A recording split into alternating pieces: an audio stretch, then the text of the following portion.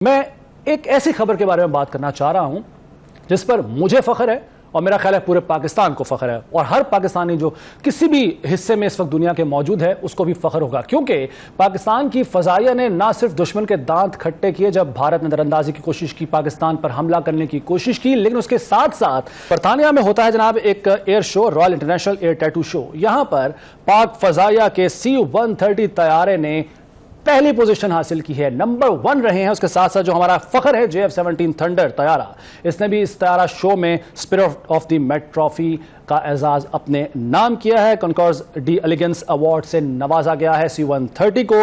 30 ممالک تھے، یہ واضح رہے اس ایئر شو میں، اور سب سے ٹاپ پر کون سا ملک رہا ہے؟ ہمارا پیارا ملک پاکستان۔ تو میں آغاز میں چاہوں گا کہ جو ایک منظر ہے جو ہمارے خون گرماتا ہے، جوش دلاتا ہے، وہ منظر جہاں C-130 کو جب اناؤنس کیا جاتا ہے تو جس طریقے سے حاضرین وہاں تالیاں بجا کر سراہتے ہیں، تو ناظرین ان تالیوں کی گونج نہ صرف پاکستان بھر میں سنائی دے رہی ہے، بلکہ جو ہمارا ہمسایہ ہے جس نے پاکستان کو انڈر اسٹیمیٹ کیا تھا، یقیناً وہاں بھی ان تالیوں کی گونج سنائی دے رہی ہوگی۔ تو میرا یہ خواہش تھی کہ اس اچھی خبر کے ساتھ، اس خوشخبری کے ساتھ پروگرام کا آغاز کیا جائے، کیونکہ پولیٹیکل گفتگو تو ہم کرتے ہی رہتے ہیں۔ تو جناب اب آتا ہوں میں اس موضوع کی طرف جس کا میں نے شروع میں اشارہ کیا، جس کی طرف اشارہ دیا میں نے۔ نیاز اللہ خان نیازی صاحب ترجمان عمران خان بانی ساتھ موجود ہوں گے، اور اسلم غوری صاحب ترجمان جمعیت علماء اسلام ہیں۔ دونوں مہمانوں کا مجھے ساتھ رہے گا آج کے اس پروگرام میں۔ بہت شکریہ سر آپ دونوں کی آمد کا۔ نیاز اللہ خان نیازی صاحب، سر آپ سے آغاز کرنا چاہوں گا۔ 2 نشستیں ہو چکی ہیں، 2 میٹنگز ہو چکی ہیں ناراض اراکین کے ساتھ جو پشاور کے اندر KP کے اندر موجود ہیں، اور سینٹ انتخابات کو لے کر ان کے تحفظات ہیں۔ تحفظات بھیجا بھی نہیں ہیں۔ ان کا یہ الزام ہے کہ ATMs کو نوازنے کی بجائے، ان کو ٹکٹ دینے کی بجائے، جو نظریاتی کارکن ہیں جنہوں نے قربانیاں دی ہیں، ان کو جو پہلے ٹکٹ دیا جا رہا تھا وہ اسی طرح برقرار رہنا چاہیے۔ سر کیا امر مانے ہیں اور کیا وجہ ہے کہ ان کو منانے کی ہر کوشش ابھی تک ناکام ہے؟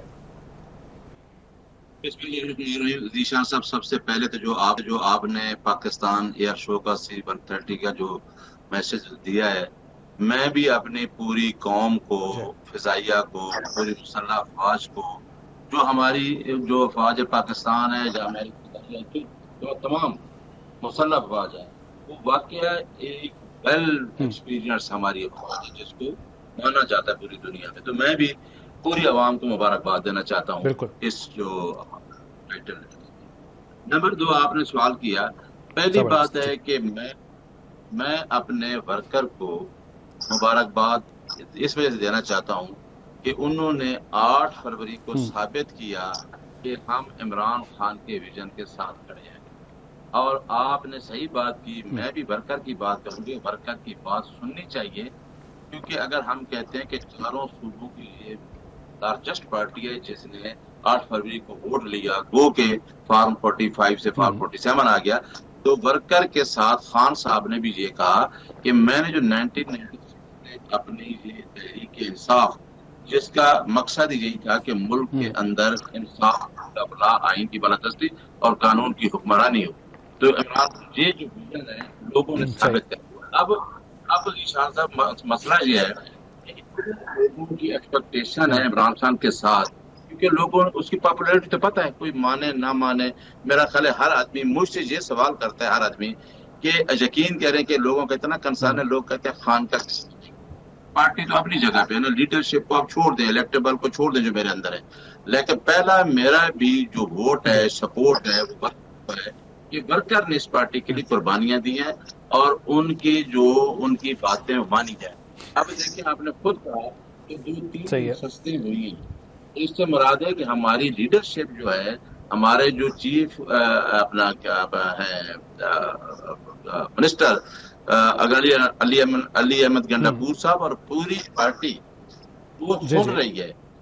نیکسٹ یہ ہے کہ ہماری KPK میں جو جماعت ہے، ایک پروسیس ہم نے رکھا ہوا ہے، ایک پروسیجر ہے کہ پہلے پارلیمنٹری پارٹی کے پاس آئے گا وہ لوگوں کا ہے ٹکٹ کا مسئلہ، اس کے بعد ایک ہم نے ایپیکس باڈی رکھی ہے پولیٹیکل کمیٹی، اس کے پاس جائے گا، پھر خان صاحب کے پاس جائے گا، پھر خان صاحب نے تو دستخط کرنا، خان صاحب نے ایک پروسیجر بنایا۔ خان صاحب ہمیشہ کہتے ہیں کہ میں اس پارٹی کو بھی اسی طرح ادارہ بنانا چاہتا ہوں جس طرح میں نے شوکت خانم کو ادارہ بنا دیا، جس طرح میں نے انڈسٹری کو ادارہ بنایا، میری ذات کا اس کے اندر کوئی انٹرفیئرنس نہیں ہے۔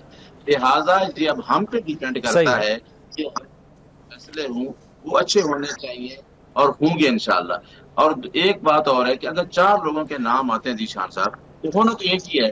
مطلب اب ہماری جو کی سیٹ ہے وہ چھوڑی گئی ہے، بائی الیکشن ہو رہے ہیں 31 جولائی کو، 4 فیمیل کے نام ہے یا 5 کے، تو ہونا تو ٹکٹ ایک کا. اکثر لوگوں نے اس باتیں بھی پڑھ دی ہماری پارٹی کے اندر سے بھی ہوئی ہیں، لیکن یہ وہ جماعت ہے. خان صاحب کو میں نے دیکھا ہے، وہ اتنا کوئی پولیٹیکل لیڈر نہیں. آپ ذیشان صاحب جائیں، خان صاحب ایک بندے کی کان میں بات بھی سنتے ہیں.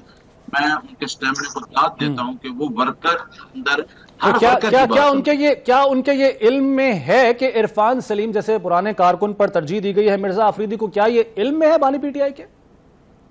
دیکھیں، بانی پی ٹی آئی کے علم میں میں ایک آپ سے ریکویسٹ ہے کہ میں ان کا سپوکس پرسن ہوں. اگر میری ملاقات نہیں ہونے دی جاتی ڈسپائٹ اسلام آباد ہائی کورٹ کے کا حکم ہے.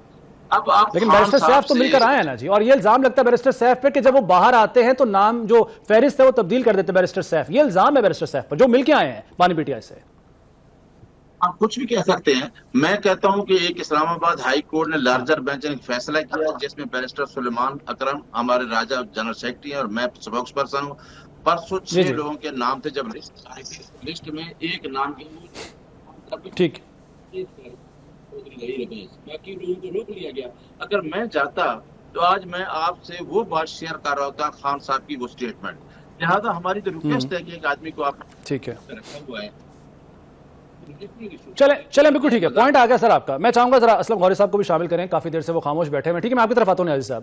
اسلم غوری صاحب، ویسے تو معاہدہ ہو گیا تھا جو حکومت ہے کے پی میں اس کی اور اپوزیشن کے درمیان 5-6 سے، اور جس میں 2 سیٹیں آپ کی بھی شامل تھی. لیکن اگر یہ ناراض اراکین نہیں مانتے، دستبردار نہیں ہوتے، تو پھر ظاہر ہے وہ مقابلہ کریں گے، اور پھر مقابلے کی صورت میں پھر معاہدہ جو ہے وہ ختم ہو جائے گا جو آپ کے درمیان اور جو کے پی حکومت کے درمیان ہوا. اور کیا آپ کے خیال میں، بحیثیت میں ایک سیاسی ورکر کے آپ سے پوچھ رہا ہوں، کہ کیا آپ کے خیال میں پی ٹی آئی کے اندر جو یہ کہا جاتا ہے ایک تاثر ہے کہ دھڑے بندی ہے اور اختلافات اتنے بڑھ گئے ہیں کہ ہر ایک کی اپنی اپنی ایک سوچ پائی جاتی ہے، کیا وہ درست ہے وہ تاثر، یا پھر جس طرح سے نیازی صاحب بیان کر رہے ہیں سب اچھا ہے کی رپورٹ ہے؟ بہت شکریہ آپ کا. بات یہ ہے کہ ہمارے اور پہلے اپوزیشن اور ہمارے درمیان میں ایک معاہدہ ہوا، جس معاہدے کے تحت ہمیں 2 نشستیں سینٹ کی ملی، جو ہمارا حصہ ہے اس کے مطابق حصہ دیا گیا. تو اس کے بعد اپوزیشن کا اور گورنمنٹ کے درمیان میں، پی ٹی آئی گورنمنٹ کے درمیان میں ایک معاہدہ ہوا. ملاقاتیں 2-3 ہوئی ہیں، اور میرے علم کے مطابق تھوڑی دیر پہلے بھی ایک ملاقات چل رہی ہے، جس میں یہ سب حضرات ہمارے لوگ بھی موجود ہیں اور پی ٹی آئی کے لوگ بھی موجود ہیں. تو یہ ایک چیز تو طے ہوگی. اس سے سب سے بڑا فائدہ یہ ہوگا کہ جمہوریت پہ کوئی دھبا نہیں آئے گا، جمہوریت پہ کوئی داغ نہیں لگے گا، کوئی وہاں منڈی نہیں لگے گی، خرید و فروخت نہیں ہوگا، ہارڈ ٹریڈنگ نہیں ہوگی. اس سے ہم سب بچ جائیں گے. باقی اگر انتخاب ہوتا ہے، ہم انتخاب میں جاتے ہیں، تو میں سمجھتا ہوں کہ ہم نے اپنے جسے کے مطابق ہی کینڈیڈیٹ کھڑے کیے ہیں. جتنی ہماری ضرورت ہے، جتنے ہمارے پاس ووٹ ہیں، ہمارے کینڈیڈیٹ بھی اسی حساب سے ہیں. اور میں سمجھتا ہوں کہ انشاءاللہ ہمارے کینڈیڈیٹ اس صورت میں بھی ایزیلی انشاءاللہ جیت جائیں گے. تو یہ تو ہے وہاں کی پوزیشن، جو اس وقت بھی وہاں میٹنگ چل رہی ہے.